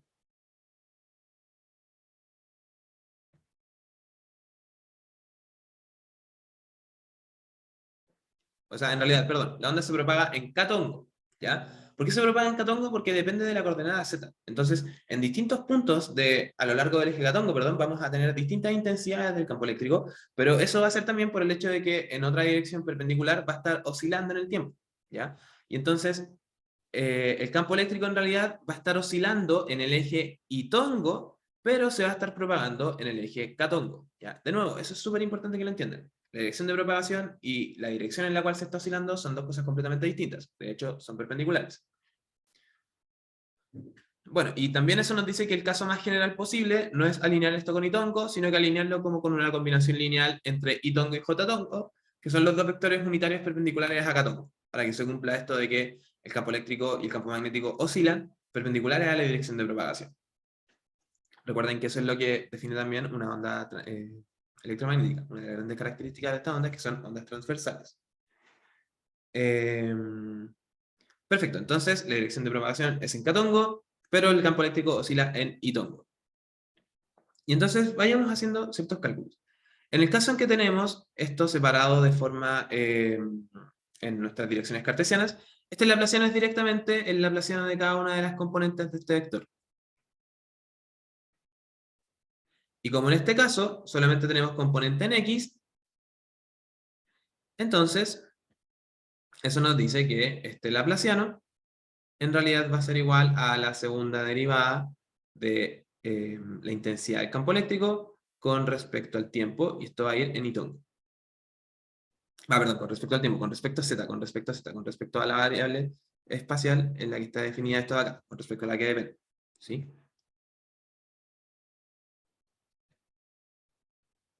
Sí. Ahí sí. ¿Ya? También podría propagarse en J, sin ningún problema. Pero en ese caso, el campo magnético no puede estar en J. Tendría que estar como en K o en el plano IK. Pero, claro, lo importante es entender eso. El campo eléctrico y el campo magnético son perpendiculares entre sí.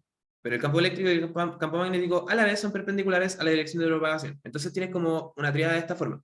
Tienes la dirección de propagación, perdón, creo que se ve mejor si lo pongo así. Tienes la dirección de propagación, tienes la dirección en la que oscila el campo eléctrico y tienes la dirección en la que oscila el campo magnético. Ya, esas tres direcciones son perpendiculares en el caso de las ondas planas, y en el caso de la onda en general también. ¿Sí? ¿Se entiende ahora cómo estamos diferenciando estas cosas? Dirección de propagación y las direcciones en las que oscilan los campos. Podría ser cualquiera, incluso podrían estar rotadas, siempre y cuando sean perpendiculares entre sí.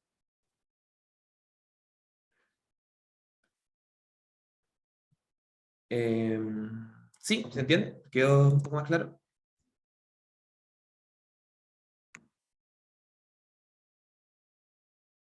Ya, perfecto. Eh, ok. Bueno, y para que entiendan también, cuando escribí esto de que se calcula el laplaciano en cada componente, lo que tienen que entender es que en cada componente en realidad es la derivada de la intensidad del campo con respecto a X, la segunda derivada, más la segunda derivada de la intensidad del campo con respecto a Y, más la segunda derivada de esta componente, la intensidad de esta componente del campo con respecto a Z, y todo esto está en Itongo. ¿Ya? Y lo mismo con la componente en Y, y lo mismo con la componente en Z, en el caso en que no fueran 0.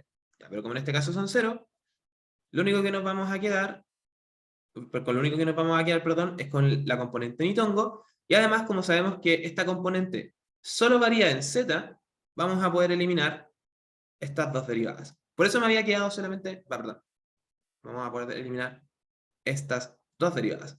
Por eso delante me había quedado solamente con esto. Por eso eso era lo que había anotado recién, pero que expandí. ¿Ya? Entonces, este laplaciano, en el caso de este ansatz que nos están entregando, nos queda de esta forma. Y entonces, simplemente tenemos que derivar dos veces esta expresión de acá. ¿Ya? Lo único que depende de z es el coseno, y dentro del coseno ese z está multiplicado por un k. ¿Ya? Si derivamos una vez, por regla de la cadena, nos va a salir un k y nos va a salir un signo negativo y un seno. ¿Ya? Y si derivamos eso nuevamente, nos va a salir un coseno, porque derivamos el seno, nos va a quedar el signo negativo de la derivada anterior y va a salir otro k. Y entonces esto de acá va a ser igual a menos k cuadrado por el campo y todo lo que está ahí. ¿Ya? De nuevo, si derivan esto una sola vez, les va a salir un k por regla de la cadena y les va a salir un menos seno. ¿ya? Y si lo vuelven a derivar otra vez con respecto a z, les va a salir otro k por la regla de la cadena y les va a dar un coseno. Y va a quedar el signo negativo de la derivada que hicieron primero. ¿Ya? Lo otro que pueden entender, las cosas que oscilan de forma armónica, como cualquier cosa que sea proporcional a seno o coseno, va a ser tal que su segunda derivada es directamente proporcional a la función en sí. ¿Ya? Eso es como lo que define también un oscilador armónico. La segunda derivada es proporcional a la función que quiero encontrar. Y por eso obtenemos resultados de este estilo. Por eso obtenemos siempre como menos lo que acompaña lo que estamos derivando al cuadrado por la función en sí. Ya, y con eso ya tenemos como la parte del laplaciano en realidad. Ahora nos falta la parte de la derivada temporal. Y entonces, de la misma forma, la segunda derivada del campo eléctrico con respecto al tiempo va a ser en este caso como la segunda derivada de la componente X con respecto al tiempo, y esto en y. ¿Ya?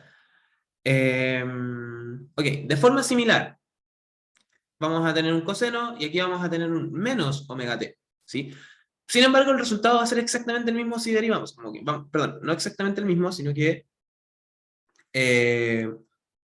vamos a tener exactamente el mismo comportamiento, ¿ya? ¿Por qué? Cuando derivamos una vez coseno, nos va a salir un signo negativo y un seno, y por regla de la cadena nos va a salir un menos omega. Eso nos va a cambiar el signo y todo, pero en realidad no importa, porque después de derivando nuevamente nos va a salir otra vez otro menos omega, y por lo tanto ese menos omega con ese menos omega van a ser un omega cuadrado efectivo, y por lo tanto el signo negativo que tiene el omega va a dar lo mismo, porque vamos a derivar dos veces. Como derivamos una cantidad par, el signo negativo asociado a la constante que sale de la regla de la cadena no aplica, no nos afecta, ¿ya?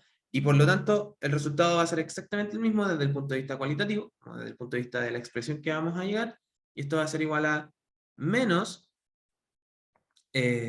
omega cuadrado por E0 por coseno de kz menos omega t en y todo. Ustedes claramente, o sea, lo pueden comprobar si derivan de forma explícita con respecto al tiempo dos veces esta expresión y después lo reemplazan, ¿ya? Acá me estoy saltando estos pasos y lo estoy mencionando como en palabras más que nada para que eh, puedan como tener ese tipo de pistas para poder saltarse ese tipo de pasos, ¿ya? Y para poder ahorrar tiempo también, para poder alcanzar a hacer el ejercicio completo. Genial. Y entonces, ahora que tenemos estas dos derivadas, las derivadas espaciales y las derivadas temporales, vamos a reemplazar en la ecuación de onda que encontramos anteriormente, y así también vamos a poder encontrar la relación entre omega y k. ¿Ya? Eh, entonces, voy a bajar un poquito. No, lo puedo reemplazar ahí. Lo puedo reemplazar ahí mismo. Y entonces, vamos a tener esta expresión de acá,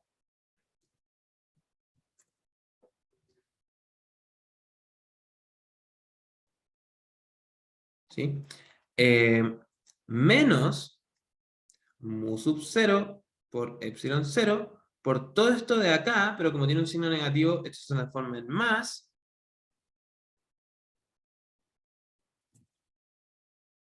Bueno,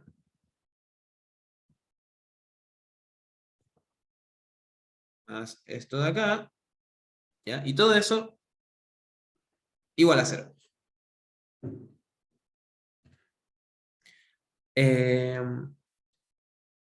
Y aquí me faltó, espérenme, aquí faltó un menos. Se me mezcló como con el implica. Ahí sí.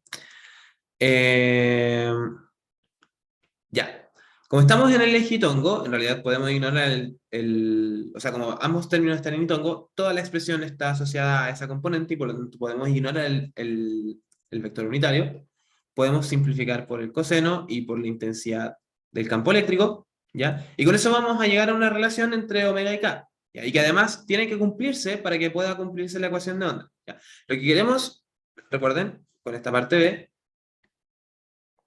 es demostrar que esa solución es, perdón, que esa expresión es solución a la ecuación de ondas, ¿ya? Pero esa expresión solo va a ser solución si es que esto de acá que acabamos de escribir es idénticamente cero. Y para que sea idénticamente cero, yo también tengo que imponer la relación entre omega y k, ¿ya? Entonces vamos a encontrar la relación entre omega y k, y después imponiendo esa relación, o imponiendo que se cumpla esa relación entre estas dos cantidades, vamos a asegurarnos de que esta función que nos entregaron cumple la ecuación de onda, ¿ya? Eh, ok, entonces la relación a la que llegamos es que menos k cuadrado más mu sub 0, epsilon 0, omega cuadrado, tiene que ser igual a 0. ¿Ya? Si eso se cumple, lo cual estamos asumiendo porque nos entregaron la expresión con esas cosas así, entonces va a cumplir la ecuación de ondas. ¿Ya? Esa función que nos pasaron cumple la ecuación de ondas. Lo que vamos a ver ahora es como, ¿cuál es la relación entre estas cantidades para que eso pase? Entonces, para eso podemos despejar omega en función de k, y lo que vamos a tener es que omega es igual a k partido en la raíz cuadrada de mu sub 0 por epsilon 0. ¿Ya? O si lo queremos escribir en función de otra cantidad, omega es lo mismo que k por la velocidad de la luz. Entonces, esta relación se tiene que cumplir de tal forma que la ecuación que nos entregaron cumple la ecuación de ondas. ¿Ya? Y esa relación se cumple. Esto es lo que se conoce como relación de dispersión.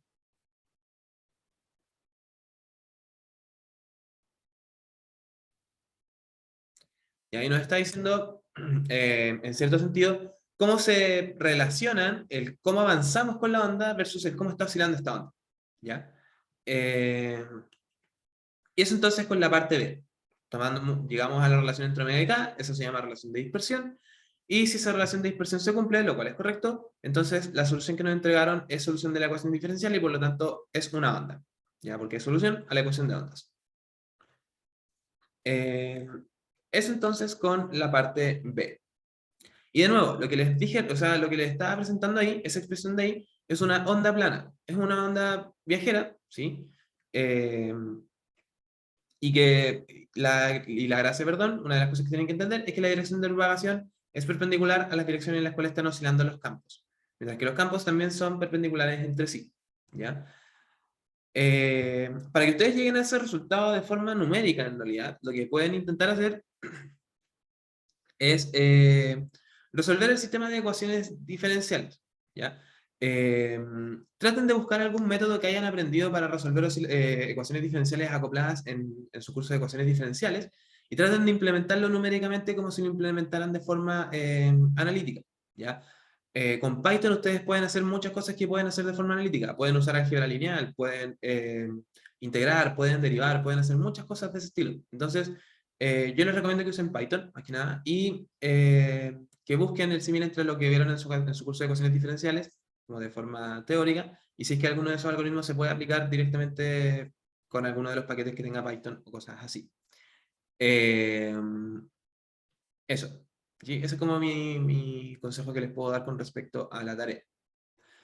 Eh, y el informe más que nada como que presenten sus resultados en sí y ver si es que tienen sentido, ver si es que se propaga como debe propagarse, con la velocidad que debe propagarse, etc. Eh, Eso. Ya, si no hay dudas, creo que voy a pasar a la parte C. Ya. Estas siguientes partes en realidad ya van a ser como para jugar con las ecuaciones de Maxwell en medios materiales, y en realidad solamente en un medio dieléctrico sin siquiera tener cargas. Eh, pero va a ser más que nada eso, va a ser más que nada como presentar las ecuaciones de Maxwell no en el vacío ahora, y trabajar un poco con ellas, pero el resultado no va a ser muy aplicable como desde el punto de vista o en el contexto del curso.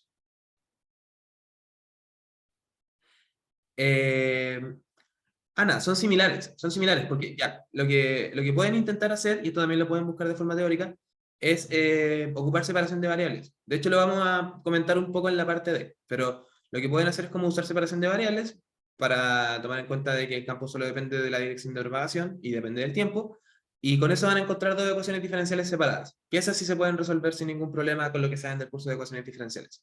¿Sí? El método de separación de variables deberían estarlo viendo, o quizás ya lo vieron en el curso de SA. ¿Ya? Y de nuevo, lo vamos a repasar un poco en la parte D, así que ahí podemos quizás comentar también. ¿Ya?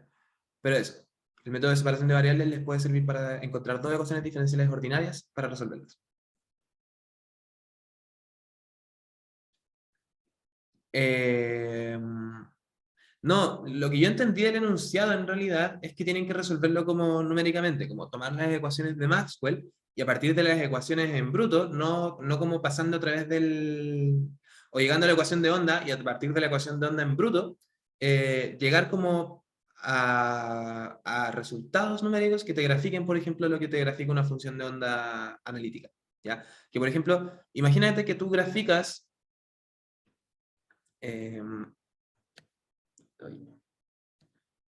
imagina que tú graficas esto, por ejemplo, a lo largo del tiempo y o a lo largo de z, ¿ya? Y después grafica a lo largo del tiempo y a lo largo de z los datos que tú obtengas finalmente cuando resuelvas tu ecuación diferencial numéricamente. Y esos dos tienen que calzar. Eso es como lo que queremos. Como que no a través de no a través de esta expresión, como que sin usando esta expresión, llegues a algo que se comporta como esa expresión, ¿ya? Y para eso puedes partir de la ecuación de ondas. Puedes partir desde esta expresión de acá, ¿ya? En verdad mejor como de esta expresión de acá. Va. Sí, ocupen C, no ocupen, o sea, perdón, ocupen C como la velocidad de la luz, no ocupen mu sub 0 ni epsilon 0, ¿ya?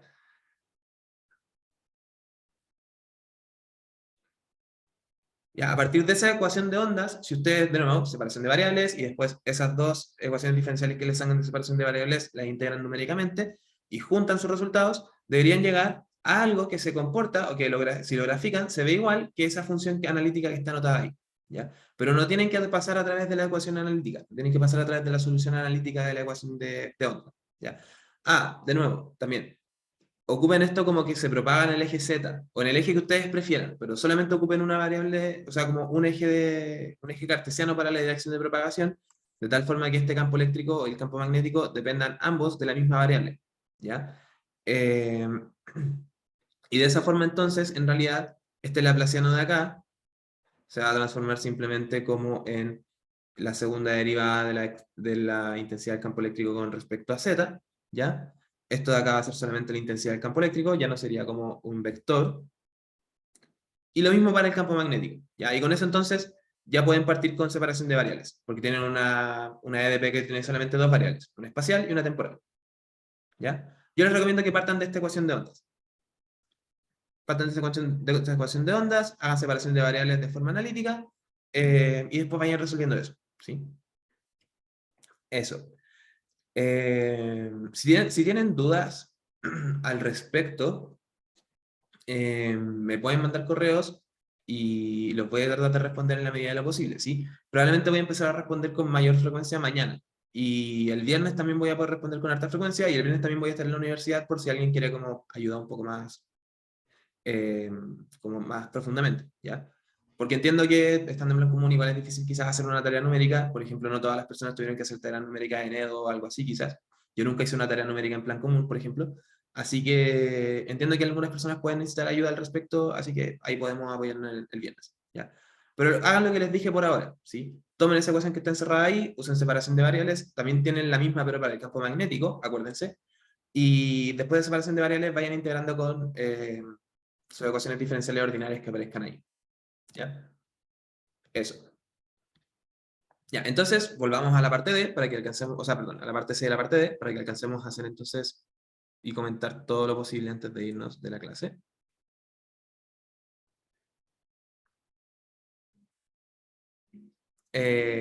Sí, tú puedes asumir la dirección de propagación, puedes asumir que se propaga solamente en una dirección, ¿sí?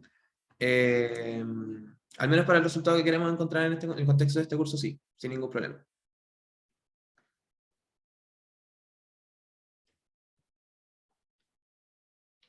Ya. Parte C, entonces. En la parte C nos dicen que ahora tenemos un medio dieléctrico, ¿ok? Sin cargas libres, sin corrientes libres, eh, y que tenemos una permitividad eléctrica que varía en el espacio. Y si es posible llegar entonces a una ecuación de ondas. Eh, Todavía no estoy muy seguro, pero probablemente... antes de las 12, antes, como a las 11, y después de las 2:30 voy a estar como disponibles. Eso. Ahí me pueden mandar un correo y coordinamos. Eh, ya, entonces, ahora vamos a ver qué pasa si es que tenemos un medio eléctrico, si es que podemos recuperar estas funciones, estas ecuaciones de onda, porque recuerden que estas ecuaciones de onda aparecieron para las ecuaciones de Maxwell en el vacío, y eso es lo que ustedes vieron también en clases. Sin embargo, cuando tenemos medios materiales, tenemos otras ecuaciones de Maxwell, que involucran el campo de desplazamiento y el campo de intensidad magnética. Y en este caso, el vector de desplazamiento está asociado a las cargas libres, a la densidad de carga libre, ¿ya? También tenemos la divergencia del campo magnético igual a cero, esa siempre se cumple, recuerden, porque no hay monopolos magnéticos, no hay cargas magnéticas. El rotor del campo eléctrico va a ser igual a menos la derivada temporal del campo magnético. Esta es la ley de Faraday, ese se sigue cumpliendo de esta forma en nuestros medios materiales. De nuevo anoté esto de acá, es pésima anotación.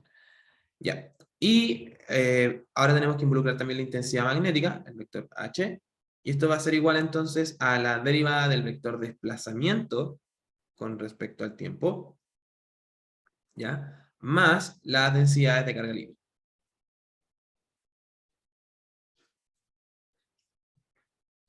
Perdón, las densidades de corriente libre.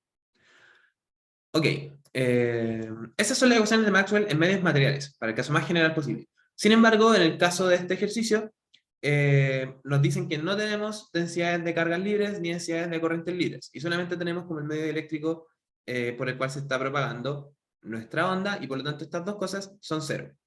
¿Ya? Por otro lado, como solamente tenemos la relación para el dieléctrico, vamos a estar asumiendo que H va a ser igual a el campo magnético partido en mu sub 0, y el vector desplazamiento, vamos a asumir que esto va a ser un medio lineal, entonces vamos a decir que esto es E de R por el campo eléctrico. Ok, y entonces, para este medio material en particular, para el caso de este ejercicio, lo que nosotros y nosotras tenemos es, a partir de la ecuación de Maxwell para el vector de desplazamiento, la divergencia del vector de desplazamiento, es decir, la divergencia de epsilon por E, es 0. Recuerden que E no puede salir de ahí porque depende del espacio, depende de las derivadas, o sea, las derivadas espaciales le afectan. Tenemos la del campo magnético, esta no ha cambiado nada. Luego tenemos la del rotor del campo eléctrico, esta tampoco ha cambiado nada.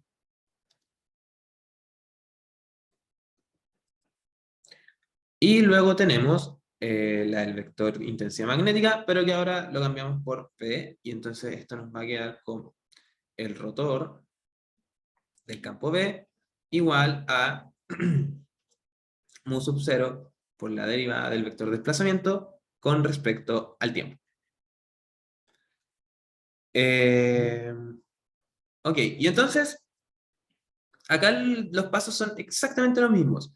Lo único que cambió ahora es el hecho de que ya no tenemos la divergencia del campo eléctrico igual a 0, sino que tenemos la divergencia de la permitividad por el campo eléctrico igual a 0.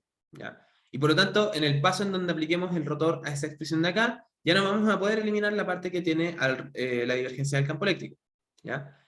Es decir, si yo hago esto, ya sabemos que esto va a ser igual a el gradiente de la divergencia de E, esto es por la propiedad vectorial, menos el laplaciano de E.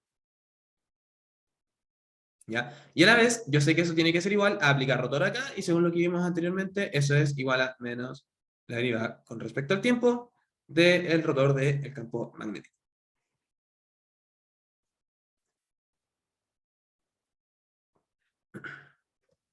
Perfecto. Entonces, de nuevo, esto de acá no lo podemos sacar de ninguna forma. ¿Ya? O sea, no al menos con las ecuaciones de Maxwell que tenemos de acá arriba. ¿Sí? Porque tenemos no la divergencia del campo eléctrico, sino que la divergencia de, de la permitividad por el campo eléctrico igual a 0. ¿Ya? Y si queremos reemplazar esto, entonces, vamos a tener que reordenar un poco la expresión de acá arriba para poder llegar a la ecuación de. ¿Sí? Ok, vamos a tener entonces que esto de acá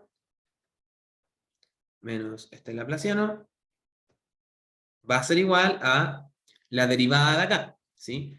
Este campo, recuerden que lo podemos transformar en epsilon por E, ¿sí? Y como epsilon no depende del tiempo, solamente depende de z, lo puedo sacar de ahí. Y entonces esto nos va a quedar como menos mu sub 0 por epsilon por la segunda derivada del campo eléctrico con respecto al tiempo.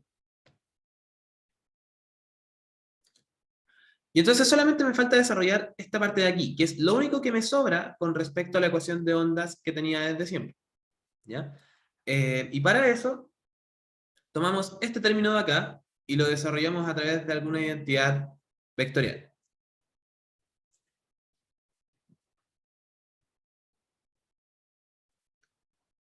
Ya. La identidad vectorial que vamos a usar aquí es la siguiente. Esto es un escalar y esto es un vector. Es súper importante que entiendan esa separación como de entidades matemáticas, ¿sí? Esto es un campo escalar. Por lo tanto, esta divergencia y cualquier propiedad que usemos le afecta como si fuese un escalar, y esto es un campo vectorial. Por lo tanto, esto y la propiedad que usemos la afecta como un campo vectorial. Y entonces la propiedad que tenemos acá es la siguiente. Si tenemos la divergencia de un campo vectorial, perdón, un campo escalar por un campo vectorial, esto va a ser lo mismo que el campo escalar por la divergencia del campo vectorial, ahí podemos despejar la divergencia de E, más el campo vectorial, producto punto, el gradiente del campo escalar. Y esto sabemos que es cero, por la ecuación de Maxwell. Y por lo tanto, eso nos dice que esta divergencia va a ser igual a menos 1 partido en epsilon por el campo eléctrico, producto punto, el gradiente de epsilon.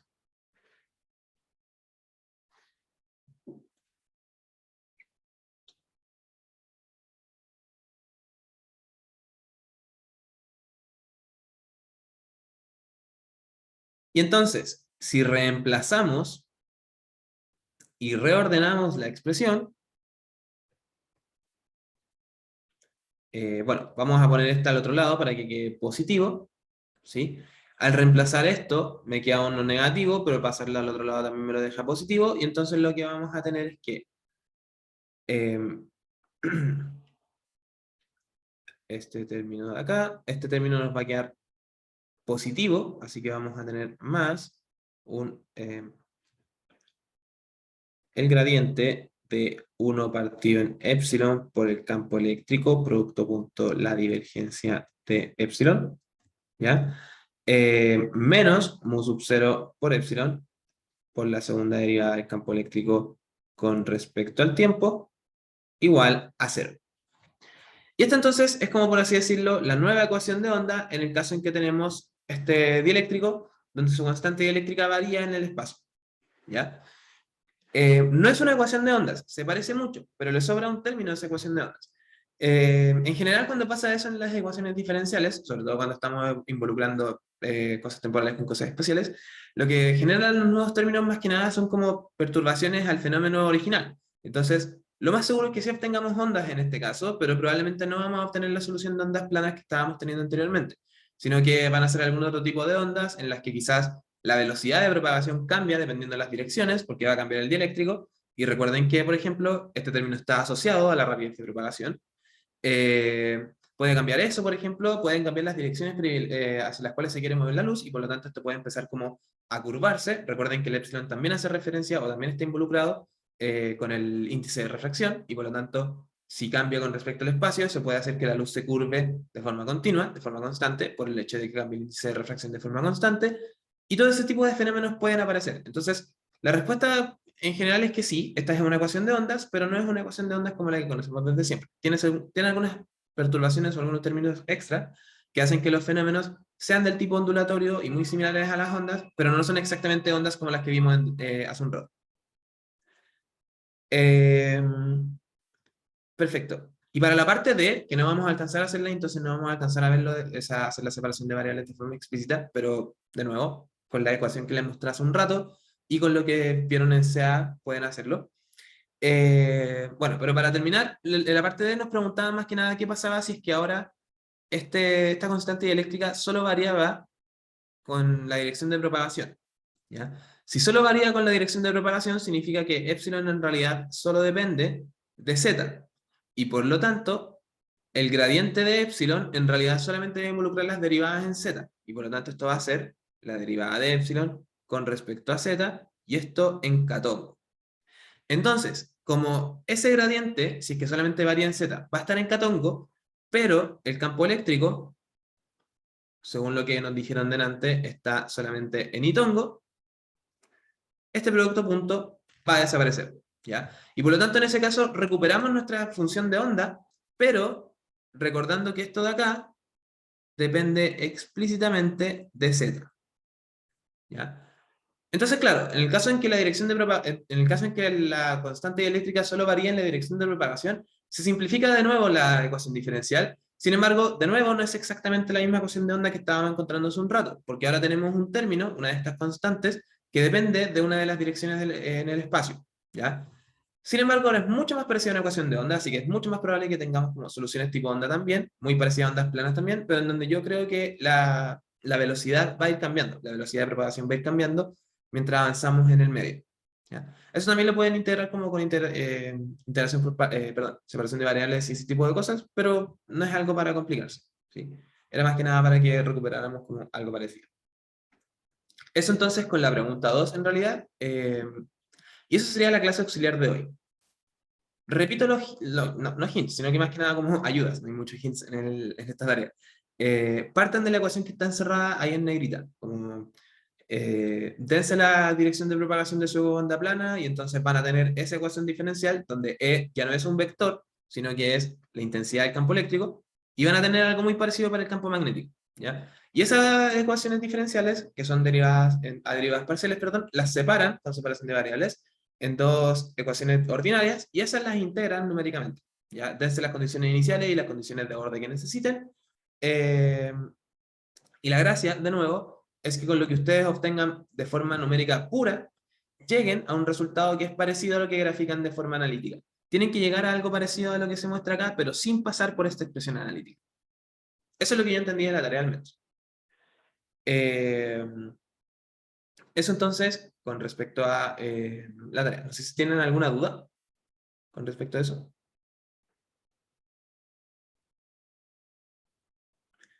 Si es que requieren más ayuda, Internet está lleno de datos sobre ondas planas y ese tipo de cosas, pero la anotación nunca es la más conveniente en realidad. Lo que pueden buscar es cómo está descrito lo de ondas planas en el libro de Griffiths, en el de electrodinámica. Déjenme anotarlo en el chat. Se llama, creo que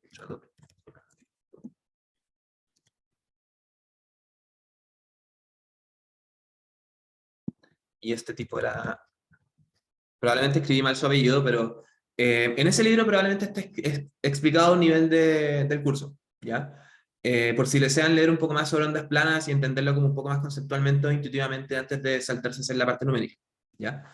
Pero eso, para que puedan apoyarse también como en la parte de redactar el informe y ese tipo de cosas.